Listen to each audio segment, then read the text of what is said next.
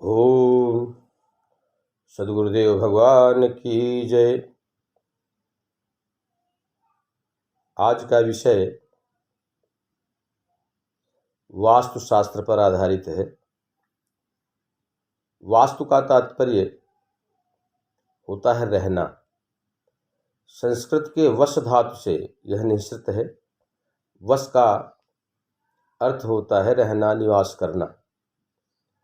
तो जिस भूमि पर, जिस मकान पर हम रहते हैं वह वास्तुशास्त्र के मानकों से अनुमोदित है, वास्तुशास्त्र के मानकों के अनुरूप है, तो हमें वांछित परिणाम सुख, स्वास्थ्य, संपत्ति और शांति प्रदान करता है। और यदि हम उसे वास्तु मानकों के अनुरूप नहीं बना पाते हैं, वास्तु मानकों के अनुरूप हम उसमें निवास नहीं करते हैं, तो हमें कष्ट, दुख, व्याधि और बाधाएं उत्पन्न करता है। तो ऐसी स्थिति में मनुष्य को ऐहिक सुख के लिए वास्तु अनुरूप भवन में निवास करना शास्त्रकारों ने सर्वथा उपयोगी और आवश्यक बताया है। वास्तु का सर्वप्रथम भूमि से, प्लाट से, जिस भूमि पर हम अपना मकान बनाते हैं वहाँ से लेना उचित होगा, क्योंकि मकान बनाने की भावना जब मन में बलवती होती है तो सबसे पहले जमीन की या प्लाट की आवश्यकता होती है।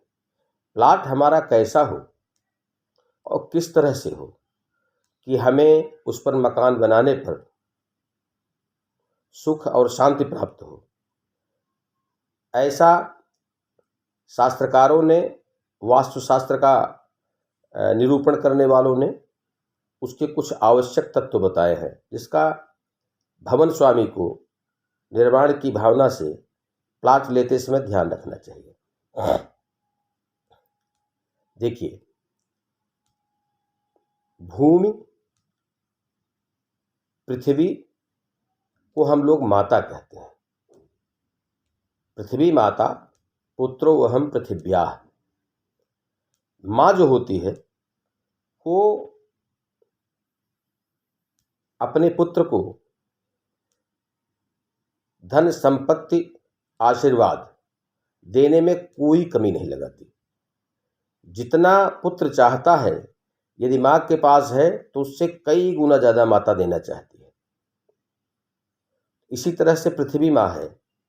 हम एक बीज उसमें बोते हैं, वो हमें हजारों गुना उसका करके लौटा देती है।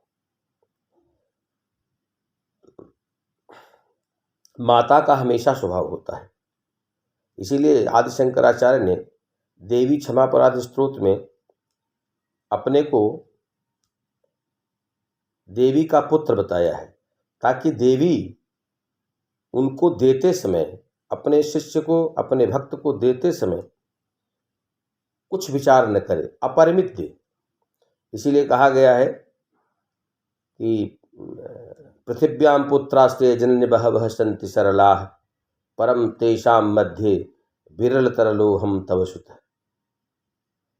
तो मैं इन तमाम चंचल पुत्रों में आपका एक पुत्र हूँ, तो मुझे त्याग मत करिए और मुझे अपने आशीर्वाद से संबलित और संपृक्त करिए।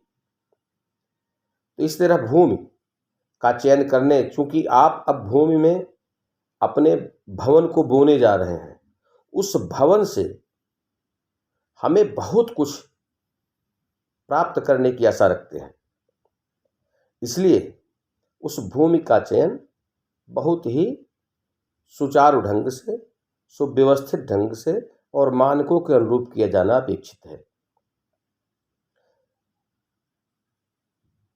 यही इसका भूमि चयन का वैज्ञानिक कारण भी है। देखिए, 10 दिशाएं होती हैं, पूर्व, पश्चिम, उत्तर, दक्षिण, और चारों कोने 8, ऊपर और नीचे 10। इसी को संस्कृत में कहा गया है प्राची, प्रतीची, अवाची, उदीसी, ईशान, आग्नेय, नैऋत्य और वायव्य, अधः और ऊर्ध्व। तो इन सब का वैज्ञानिक कारण है। जैसे आग्नेय, आग्नेय माने उसे अंग्रेजी में कहेंगे साउथ ईस्ट का कोना।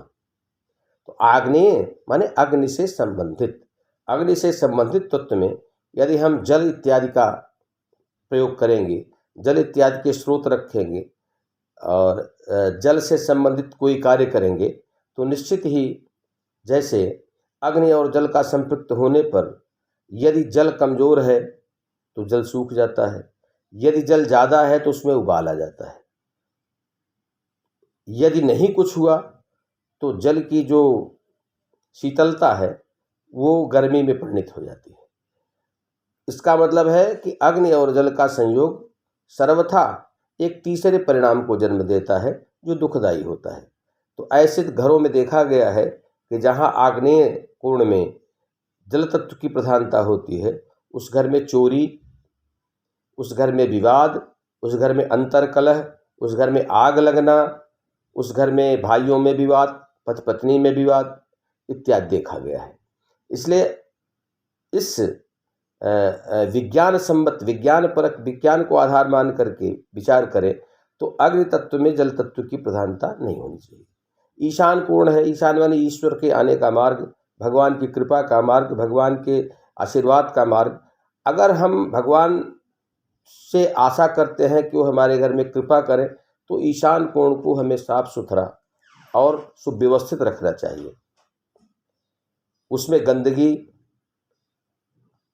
और दूषित तत्व और विशेषकर लैट्रिन वगैरह, वॉशरूम वगैरह नहीं रखना चाहिए, ताकि वो कोना साफ रहे और भगवान की कृपा और प्रसाद हमको मिलता रहे। इसी तरह से नैऋत्य कोण है, नैऋत्य माने होता है दुर्भाग्य। नैऋत्य में खाली स्थान कहा जाता है उसे।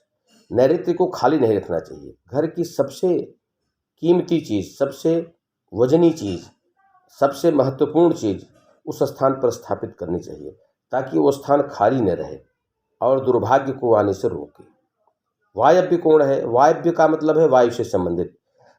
जैसे वायु एक स्थान से दूसरे स्थान पर टिकती नहीं, चलती रहती है, उसी तरह से वायव्य कोण में कोई भी चीज़ रखेंगे तो स्थायित्व तो नहीं प्राप्त करता है। जैसे ये माना जाता है कि लड़कियां जब शादी की योग्य हो जाती हैं तो वायव्य कोण में उनको निवास दे देना चाहिए, तो जल्दी से जल्दी उनकी शादी होकर के वो अपने घर को चली जाती हैं। इसी तरह से व्यापारिक दृष्टि से देखा जाए तो जो चीज़ उनकी बिक नहीं रही है, अगर वो वायव्य कोण में जाके रख देते हैं तो जल्दी से जल्दी बिक जाती है। तो ये इसका वैज्ञानिक आधार होगा। तो भूमि का चयन इसी दृष्टि से किया जाता है। जो भूमि ककरीली, पथरीली, कंकड़ से युक्त और झाड़ झंखाड़ से युक्त, कटीले वृक्षों से युक्त हो, उस ज़मीन को अगर न खरीदें प्लाट के लिए, मकान बनाने के लिए, तो ज़्यादा उचित होगा। यदि खरीद ही लेते हैं तो उसका शोधन करना आवश्यक है। शोधन की विधि हम आगे बताएंगे किस तरह से किया जाता है। तो प्लाट खरीदते समय ध्यान रखना चाहिए कि उर्वरा भूमि हो, ऊसर भूमि भी न हो, जहाँ बोइए और जामे न। तो आप जिस मकान को बोने जा रहे हैं, यदि ऊसर भूमि में बोएंगे तो जमेगा नहीं। इसलिए ऊसर भूमि के शोधन के बाद ही वहाँ प्लाट या भवन निर्माण का योजना बनानी चाहिए। तो ऐसी भूमि जो उर्वरा हो, जिसमें जिसकी मिट्टी उठाने से, सूंघने से अच्छा लगे, एक अच्छी महक आवे, और ऐसी भूमि का चयन प्लाट के लिए करना चाहिए। दूसरी चीज़ प्लाट खरीदते समय बरतना चाहिए कि प्लाट का परीक्षण करना चाहिए। जैसे 1.5 बाई 1.5 या 2 बाई 2 का एक गड्ढा खोद लीजिए, उसमें से मिट्टी निकाल लीजिए। मिट्टी निकाल करके पुनः उसी मिट्टी को उसी गड्ढे में भरिए। यदि गड्ढा भर खाली रहता है तो ऐसी भूमि धन का अवशोषक कही जाती है। यदि गड्ढा समतल हो जाता है, पूरा भर जाता है, तो ऐसी भूमि का चयन कर लेना चाहिए कि ऐसी भूमि कम से कम भूमि धन का शोषण नहीं करेगी। लेकिन कुछ ऐसी भूमि होती है जितनी मिट्टी निकाले भरिए तो भर जाती है और मिट्टी बच भी जाती है। ऐसी भूमि बहुत श्रेष्ठ मानी जाती है, क्योंकि यह आप जो करने जा रहे हैं, जो यहाँ कार्य करेंगे, जो यहाँ उपक्रम करेंगे, वो सर्वथा वृद्धि को प्राप्त होगा। इसलिए इसका परीक्षण इस दृष्टि से भी किया जाता है। परीक्षण करने के कई तरीके हैं, जैसे दीपक जला के भी किया जाता है, लेकिन एक और सरल सा उपाय मैं बता देता हूँ कि उस गड्ढा करिए, गड्ढे में पानी भर दीजिए, शाम को भरिए और सवेरे चले जाइए पुनः उसको देखिए। तो कुछ ज़मीन ऐसी होती हैं जो एकदम पानी सूख जाता है, तो ऐसी भूमि भी धन का शोषक होती हैं। और कुछ ऐसी भूमि होती हैं कि पानी सूख करके और फट जाती है, ज़मीन में दरार आ जाती है। तो ऐसी भूमि का तो बिल्कुल चयन नहीं करना चाहिए, ये नुकसानदायक होती है। दूसरी तरह ये है कि कहीं कहीं ऐसा होता है कि पानी थोड़ा सा सूखा रहता है, आधा सूखा रहता है, आधा बचा रहता है। ऐसी भूमि का चयन कर लेना चाहिए, क्योंकि ये धन की अवशोषक नहीं है, आपके लिए उपादेय होंगी। लेकिन कुछ गड्ढों में पानी बहुत हल्का सूखता है, तो ऐसी भूमि का निश्चित रूप से चयन करना चाहिए, क्योंकि यह सर्वथा उपादेय, शांतिकारक और समृद्धिकारक होती है। तो इस तरह से भूमि का एक परीक्षण का रूप हुआ। इस तरह से प्लाट का चयन कर लेना चाहिए। प्लाट खरीदते समय ध्यान रखना चाहिए कि प्लाट की जो लंबाई और चौड़ाई का अनुपात हो 1:2 का हो। मतलब जैसे 30/60 हो, 25/50 हो, 20/40 हो, 35/70 हो, तो ये बहुत ही स्टैंडर्ड 100% मानकों के अनुरूप माना जाता है। लेकिन अगर ऐसे प्लाट नहीं मिलते हैं तो लंबाई से चौड़ाई में जितना वृद्धि होगी वो उचित होगा। और यहाँ तक कि यदि हम आयताकार प्लाट के बजाय वर्गाकार भी ले लेते हैं तो भी अपने लिए उपादेय है। लेकिन वर्गाकार से कम चौड़ाई का प्लाट लेने से वो उचित नहीं माना गया है। लेकिन परिस्थितियां बस लोग उसको भी खरीदते हैं। लेकिन ऐसी भूमि अगर खरीदने की बाध्यता हो तो उसमें वास्तु अनुरूप मकान का संयोजन करना चाहिए। तो आज भूमि, उसका शोधन, उसके परिमाप, उसके चयन की विधि आप लोगों के साथ डिस्कस किया गया। अगले अध्याय में, अगले एपिसोड में मेरा दूसरा विषय जल तत्व पर होगा। देखिए, बहुत सारे चैनल्स, बहुत सारे यूट्यूब्स, बहुत सारे विद्वानों की बातें आप लोग सुनते हैं, तो उसी भीड़ में मैं भी एक सम्मिलित हूँ।